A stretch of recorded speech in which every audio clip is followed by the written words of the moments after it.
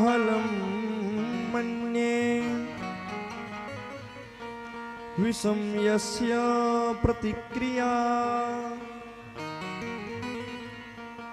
ब्रह्मस्वं हि विषं प्रोक्तं नास्य प्रतिविधि। मैं हलाहल नाम के विष को विष नहीं समझता, भगवान कह रहे हैं। विष की तो चिकित्सा है, उसका इलाज है, लेकिन जो ब्राह्मणों के धन को छीनता है, जो ब्राह्मणों के वृत्तियों को छीनता है, जो ब्राह्मणों को कष्ट देता है, इसका कोई इलाज नहीं है यहाँ। और पुनः फिर भगवान कहते हैं स्वरताम परदत्ताम वा ब्रह्मवृत्तिम हरेशयः षष्टिवर्ष सहस्राणि विष्ठायां जायते कृमिः। जो ब्राह्मणों के धन को छीनता है, जो ब्राह्मणों के धन का हरण करता है, जीविका को छीनता है,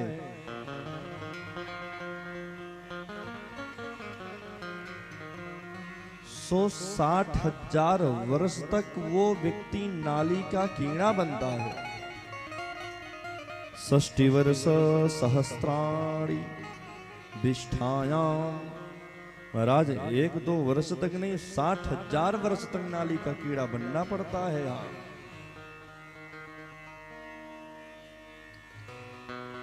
इसलिए कभी भी ब्राह्मणों को सताना नहीं चाहिए, साधु संतों का सम्मान करना चाहिए, दक्षिणा काटना नहीं चाहिए उनका। आचार्यों का सम्मान करना चाहिए। व्यक्ति अगर अपमान भी कर देता है, गलती से भी अगर आचार्यों का वह अपमान कर दिया, 60,000 वर्ष तक नाली का कीड़ा बनना पड़ता है। मैं आपसे निवेदन करूं, अभी 2-4 दिन पहले की बात है, कुरुक्षेत्र की 108 कुंडीय महाराज 1008 कुंडीय यज्ञ हो रहा था।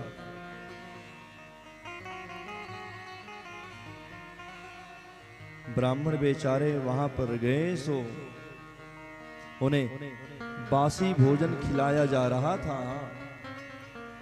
सो एक ब्राह्मण आगे आकर आवाज लगाई, कुछ अताताई दुष्ट प्रवृत्ति के लोग उस पर गोली चला दी।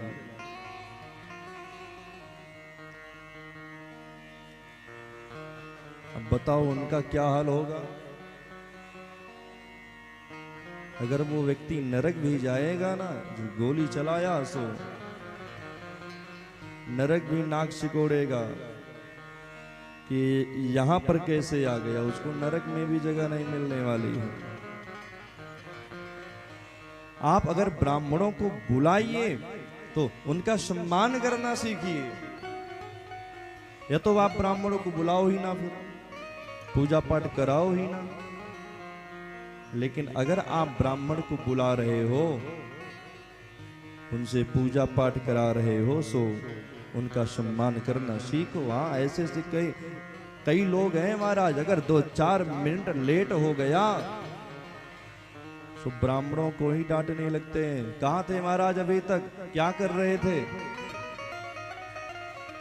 मैं आपसे निवेदन करूं, ब्राह्मण देवता आचार्य आपके यहां आ गए, एक ही मंत्र प्रेम से पढ़ दिया, भाव से पढ़ दिया, सो कार्य आपका सफल हो जाएगा।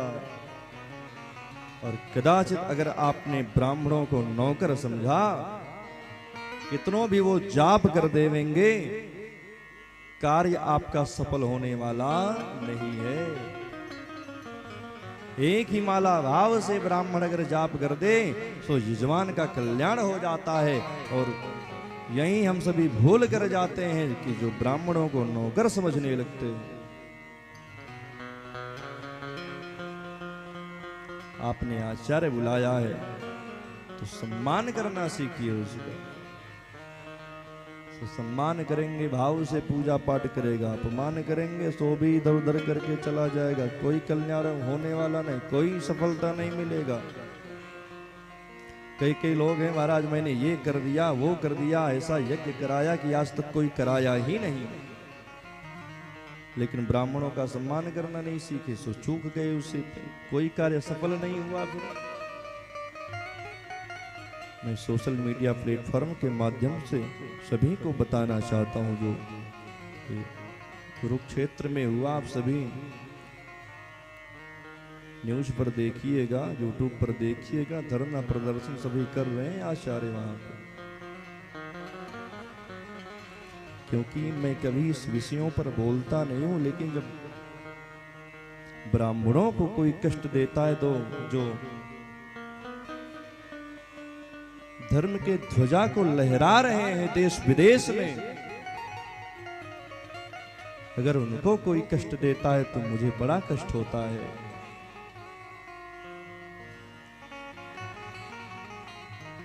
अगर औकात नहीं है ब्राह्मणों का सम्मान करने का तो आप उन्हें कतई पूजा पाठ में मत बुलाओ। लेकिन अगर आपने बुलाया है तो सम्मान करना सीखो।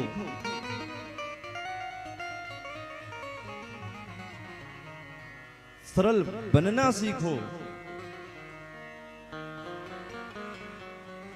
तो ही कल्याण होने वाला है। और भगवान तो सरल व्यक्ति को ही मिलते हैं। हाँ, घमंड आया सो भगवान भी आपके आसपास आने वाले नहीं है। हाँ, मानस में बाबा लेखन करते हैं कि निर्मल मन जन सो मोहि पावा, निर्मल मन जन सो मोहि पावा, मोहि कपट छल छिद्र न भावा, मोहि कपट छल छिद्र न भावा, निर्मल मन जन सो मोहि पावा, निर्मल मन जन सो मोहि पावा, मोहि कपट छल छिद्र न भावा, मोहि कपट छल छिद्र न भावा, निर्मल मन जन सो मोहि पावा,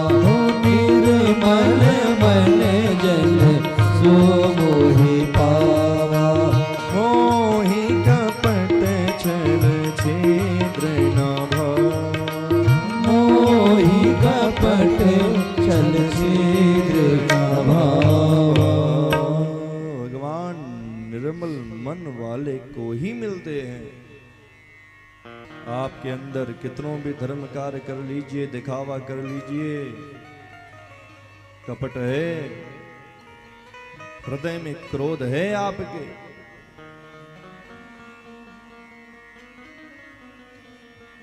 घमंड भरा पड़ा है, तो भगवान की कृपा होने वाली फिर नहीं है।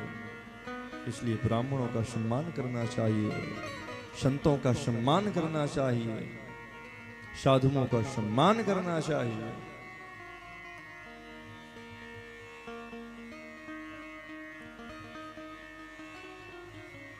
आचार्य परमहंस स्वामी श्री सुखदेव जी महाराज दर्शन करा रहे हैं। राजन, भगवान अपने पुत्रों को दिव्य उपदेश दे रहे हैं। मैं हलाहल नाम के विष को विष नहीं समझता, उसका चिकित्सा है। लेकिन अगर कोई व्यक्ति ब्राह्मणों का अपमान करता है, उनके धन को छीनता है, उनके धन का हरण करता है, सो उस व्यक्ति को 60,000 वर्ष तक नाली का कीड़ा बनना पड़ता है। उस व्यक्ति को मैं भी फिर बचा नहीं सकता हूं।